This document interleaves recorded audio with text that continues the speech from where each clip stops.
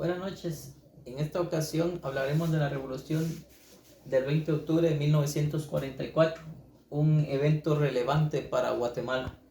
Pero vayamos un poquito más atrás. Antes de la revolución podemos ver el gobierno de Jorge Ubico, el cual asume el poder en 1931. Durante el gobierno de Jorge Ubico podemos ver o decir que la economía de Guatemala estuvo estable. Pero eso fue a través de que Jorge Ubico le otorgó mucho poder a la United Fruit Company, los cuales tenían el 40% de tierras aquí en Guatemala. Ellos también tenían el poder sobre lo que era el ferrocarril en ese tiempo. Una de las cosas importantes o relevantes en el gobierno de Jorge Ubico fue que él puso una ley que era la ley de vagancia, que hacía trabajar a los campesinos en tierras de gente pudiente en ese tiempo. Otra de las leyes fue la ley de viabilidad, donde hacía trabajar igual a los campesinos durante 30 días al año. Tenían que hacer eso en construcción de carreteras que iban a favor de la United Fruit Company. Una de las cosas también importantes en ese gobierno fue que en el 1943 se conformó la AEU, la Asociación de Estudiantes Universitarios, pero Jorge Ubico le quitó autonomía.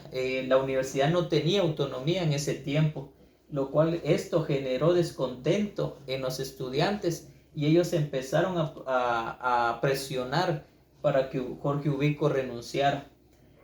Jorge Ubico renuncia el 1 de julio de 1944 al ver de que el descontento de la población era bastante. Y él conforma a unos... córtalo, López para.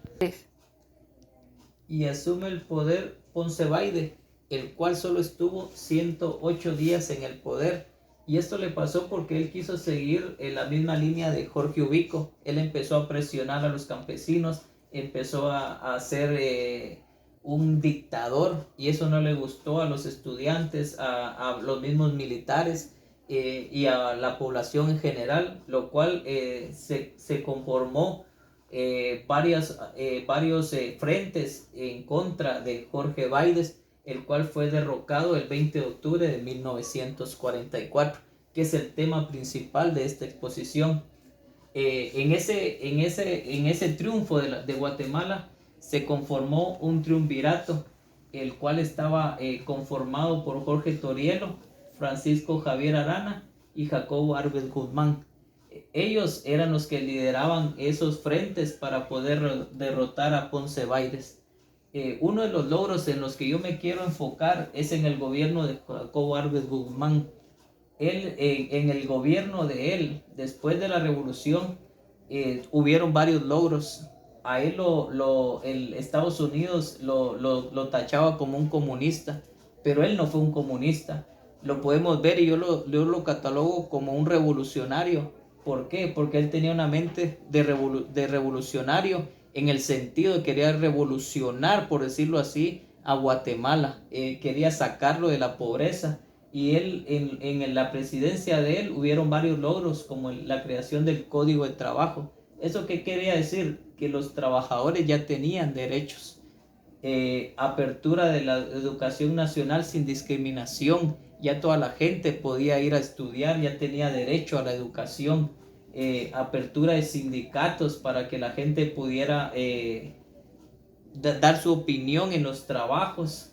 La creación del Instituto de Seguridad Social, o sea, como lo conocemos, el IX, derecho de voto para las mujeres, reforma de la moneda. Él pagó la deuda externa. Guatemala estuvo al día, por decirlo así. Hizo reformas en la educación y él también creó la Ciudad Olímpica.